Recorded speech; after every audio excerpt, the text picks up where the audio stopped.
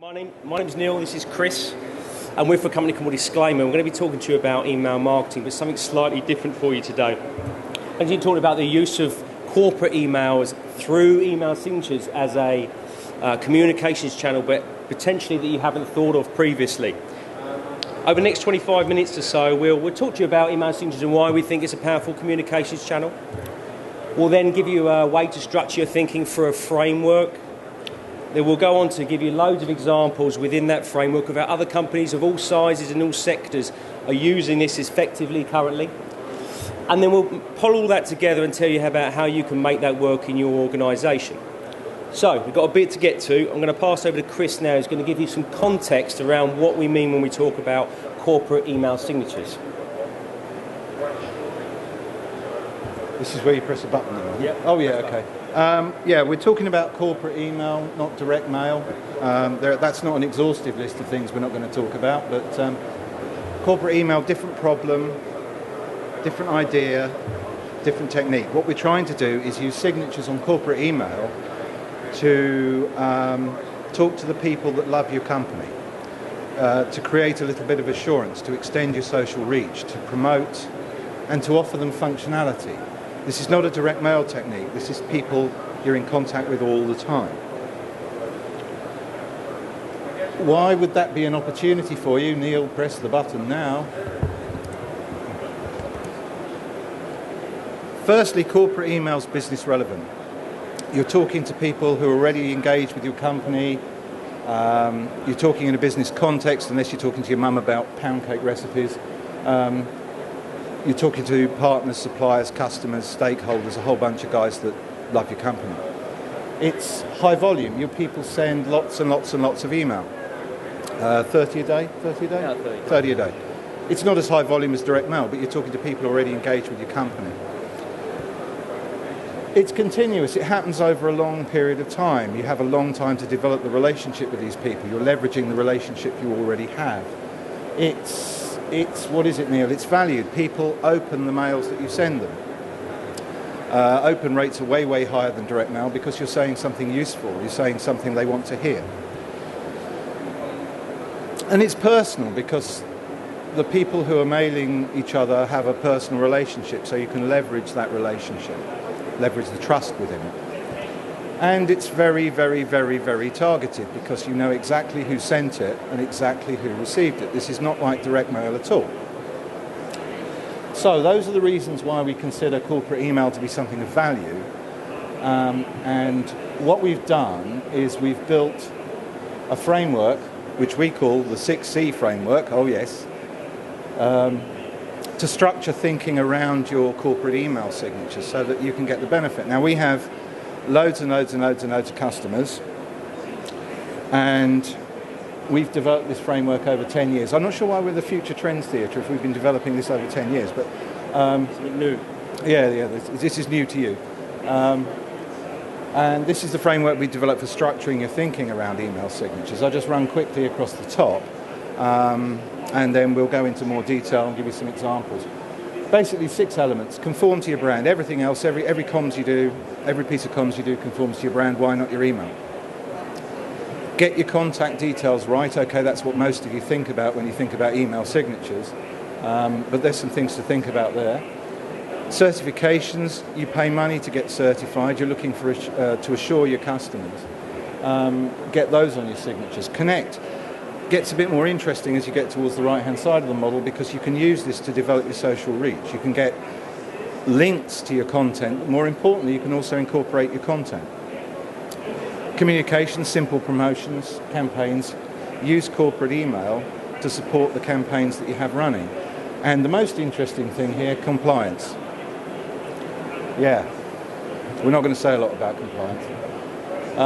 Okay, so Neal is now going to tell you about conforming to your brand, which is good because he's got the orange shirt on. Thank you. So yeah, as Chris said there, the great thing about this particular channel in terms of brand awareness is it gives you a chance to extend that awareness further than you previously. I'm sure you all do this, so you're probably all sitting there thinking, yes, I have my logo and so on. For those that you don't, you should. I mean, you brand everything else that you currently do, so why not here? There's a couple of probably 2 or 3 tips that we can give you our experience has kind of taught us. One, let the brand inform the design here. So reinterpret your brand elements for this particular channel. It's not a web page. You can't just throw the content out there. It needs to be developed and designed to work here. And two, and probably the major one actually, you need to think about conformance policy. So how are you going to ensure that everyone in the business use the design that you create? Let's look at some examples now of how customers are currently kind of doing that, and we'll look at the positives and negatives of both. Okay, so here's our friends at Vodafone. They came to us and asked us to do a design for them. This is what they suggested that we move on with. Initially, there's some problems that we see here. Yes, it's very Vodafone. Fundamentally, you understand it's from them. But really what your enemy is here is size from top to bottom. That's probably taking up 6 or 7 lines of text. And that's something that we don't recommend, mainly because it can, in long email conversations, with 5, 6, 7, 8 emails going, you're going to see this 6 or 7 times. It can distract from the message of the mail, which is exactly what you don't want to achieve. Here's our kind of recreation of that and something that they currently use. So, still got the logo, still got the brand element. It's got a line that separates the text from the signature as a nice barrier to keep the text of the signature still the most important thing. A third example, and something that's completely different, and yes, it's very garish, but it kind of, we put this here for a good reason, to really show you it depends on your sector, depends on your organisation. Eddie Wright does a lot of their business, as you can imagine, on the forecourt here. So long email conversations aren't really applicable to them. It's not a problem they have. So they want to use the space to get as much brand awareness as physically possible. There's still elements here that are important, i.e. the contact details. They've even included a photograph here of the site, so when you're driving by, you know where you're in the right place. But it's not the same. So as I said, think about your organisation, let the design work with what you're trying to achieve. Some summary notes here quickly. So reinterpret your brand for signatures that we talked about. Let the brand elements inform the design, wide and shallow, as we mentioned with the Vodafone example. Don't let the brand compromise the readability, and don't over-brand unless it's something like Eddie Wright where it's important to you. And think about enforcement, and this is probably for most of your organisations, this is probably the most important thing. Think about the design you create, how you're going to ensure that everyone in the organisation is using that and valuing that. So Chris is going to talk about putting contact details now on that design that you've created. You will if you take your cards. We should have practiced this. Right, contact details. That's probably what most of you thought about when you thought about email signatures when you came in. And in our experience, most of our customers want to get every single contact detail possible on a signature. Why? You know, I've got an email from you, it's really critical, I know your fax number. I want to know your address. No, you don't. What you want to know is the person's organisational context. You want to know some stuff about them. When you're thinking about your contact details, think of the recipient as a customer, not someone who wants to know everything about you. So,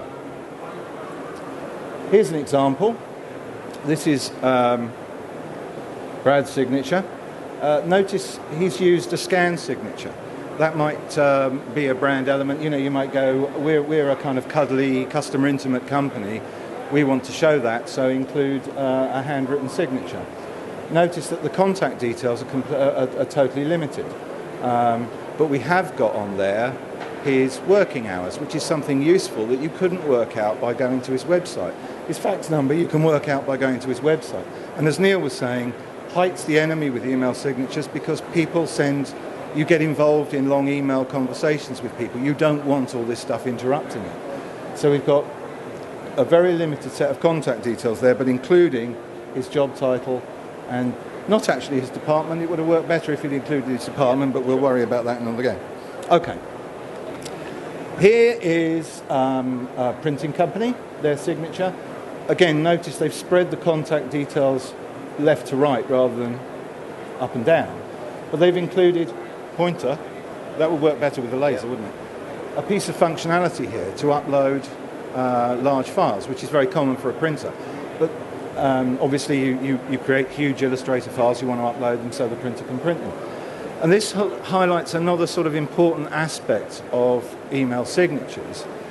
You've got this sort of situational element. Your customers don't always go to your website. That's not where that's not where they want to be. They're having an email conversation with your people. So put the functionality on the email. Don't assume that they'll go to the website to try it out.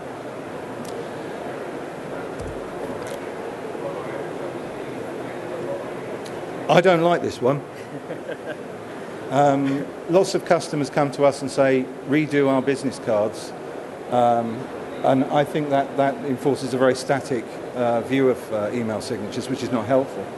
But what we've got here is a QR code included in the signature, which is cool functionality. Again, you can scan it with your phone, get the whole set of contact details in. You code an awful lot more in that QR code than you can with all that height that you're going to use if you put all the detail in.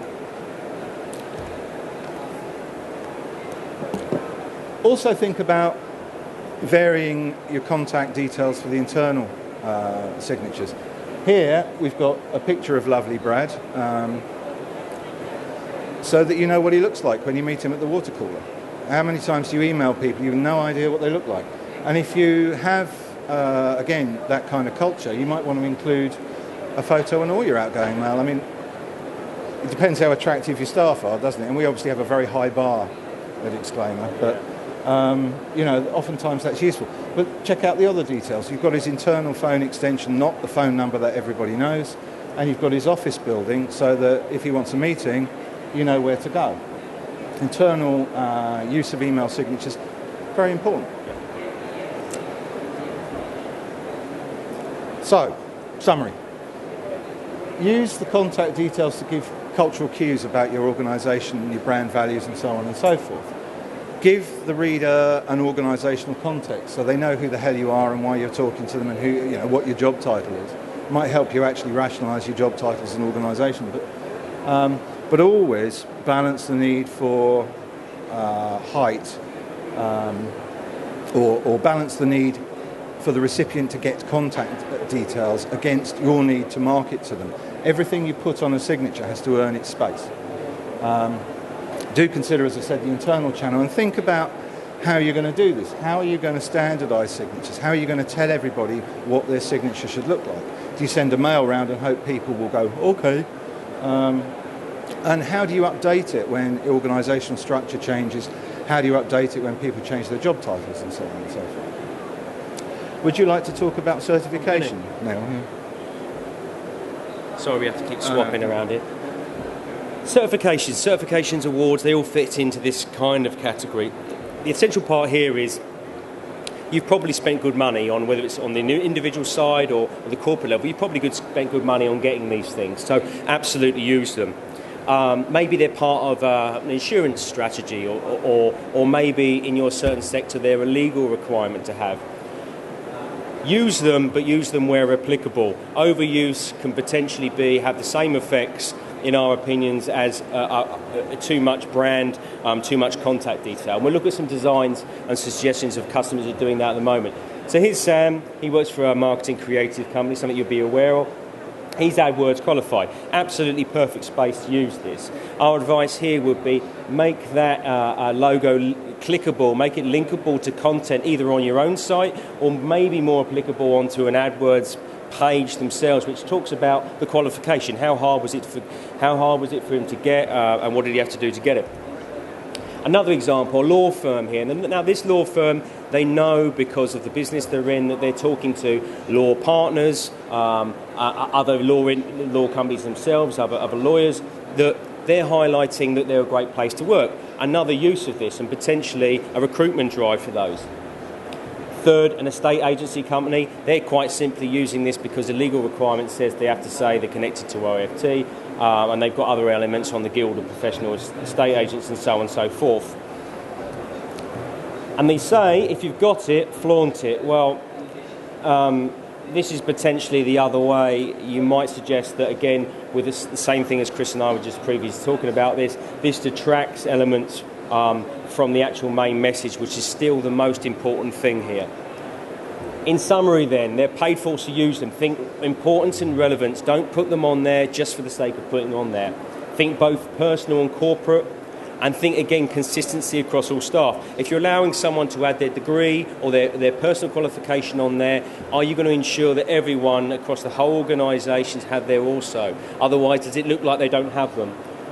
20 metre shallow water swimming badge, for example, probably isn't wise for this. That's if you've got it.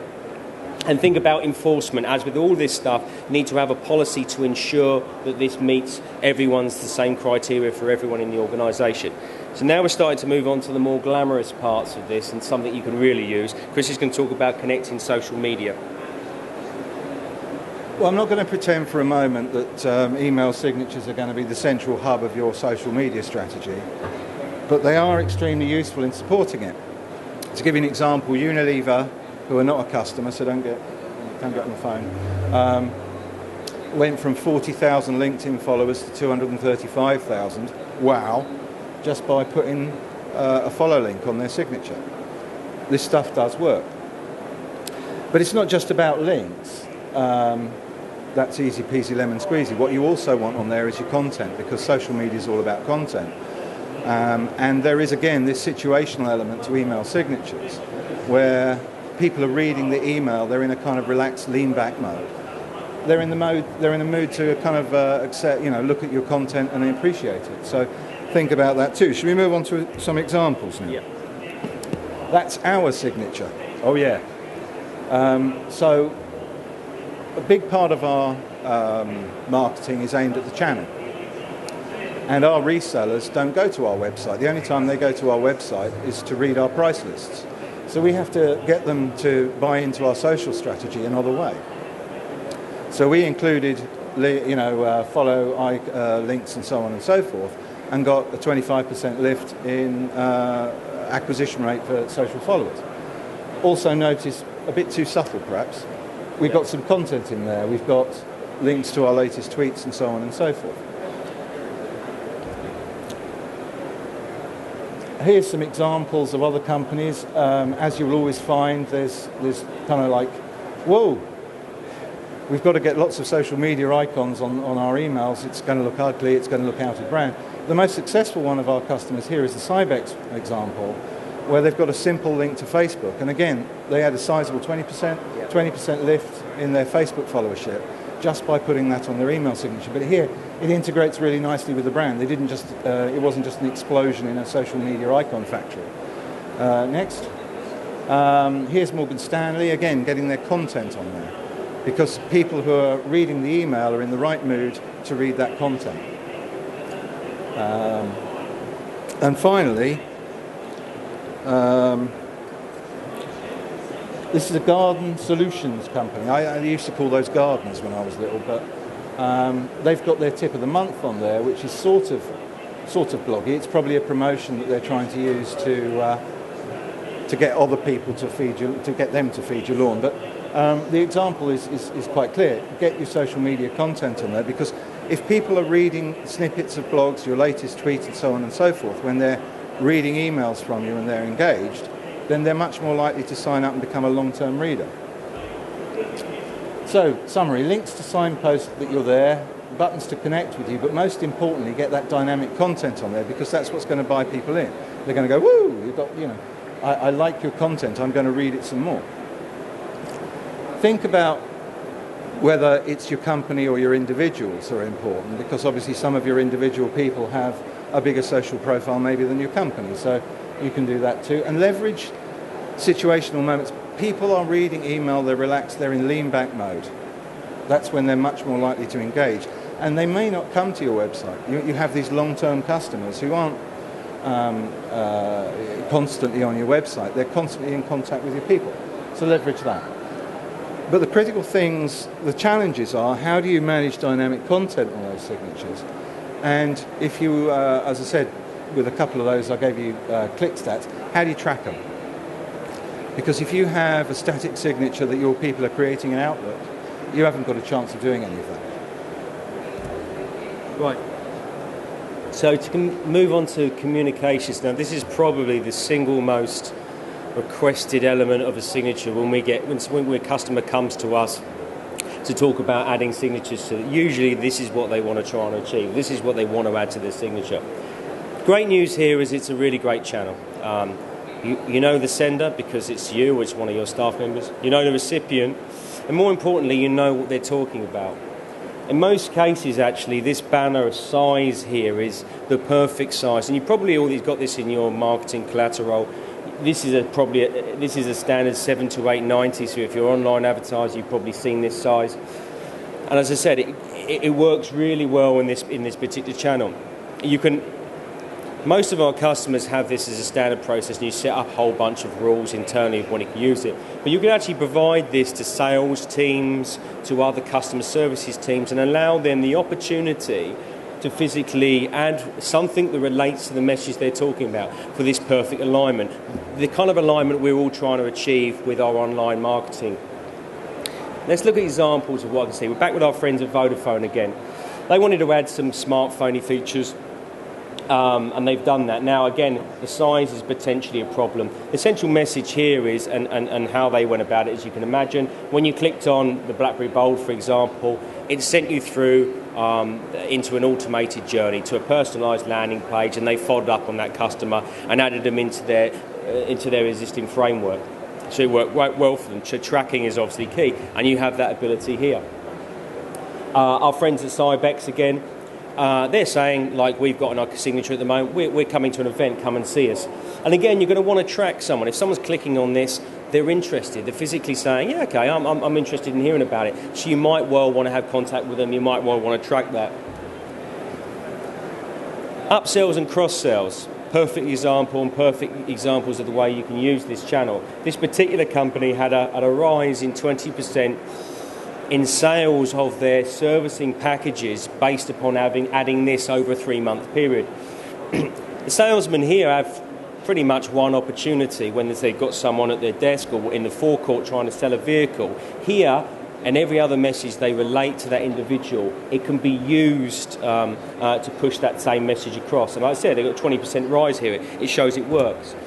Another standard product promotion, and again here they had a 15% rise in the first 3 months of using these and adding this to their signature. They just simply followed up with the customer saying, yes, they're interested. It filtered straight into their automated marketing systems, and they worked it from there. Something slightly different, and this is about changing behaviours. He said Lorenzo's, a very nice Italian restaurant if you're ever in the Farnborough area. Lorenzo's is, what they tried here was simply trying to get everyone to use their online booking calendar. They took an email address and replied to saying, yeah, your booking's been made, thank you very much. Signposted the fact they have this ability, and also signposted the fact that they can have private parties and whatnot else. Another interesting use. And as Chris mentioned earlier on, think internal. Don't just think externally all the time. Here we've got a 5S initiative with our friend Brad again, but essentially you've probably got 20, 30 ways you can think of using this, whether it's something social or another initiative or an award you've won internally. Think about how you can use it internally. So in summary, promotional, and essentially I probably talk half an hour solely about this particular subject, so apologise it's so short, but banners work really well here. The collateral that you've probably got the sides. The clicks are absolutely free, and that's very rare for an online channel, as you're probably all aware. Allow individuals to tailor the message. I talked about the sales team being able to tailor that banner to the message of the mail and have that perfect alignment we're all searching for. Change behaviours. Lorenzo's our example there. And think internal. The big don'ts are, don't leave them stagnant. With anything, again, with the same banner use online channels, you leave them stagnant, they become, you see a drop-off in click-through rates. So keep them revolved, and you have an ability to do that by allowing sales to update that as they go along. Then we've got a very exciting subject we'll cover very quickly with Chris, which is adding compliance elements to this. Yeah, compliance is so exciting. Let's move straight to the summary. Be compliant. It's a good idea. It may depend on your sector, your locale, and so on and so forth, but don't put a dirty, great disclaimer on your email because your friend has one on theirs. Every line earns its place on an email, and if you've got long email threads full of disclaimers, people are going to get cheesed off and readability will suffer.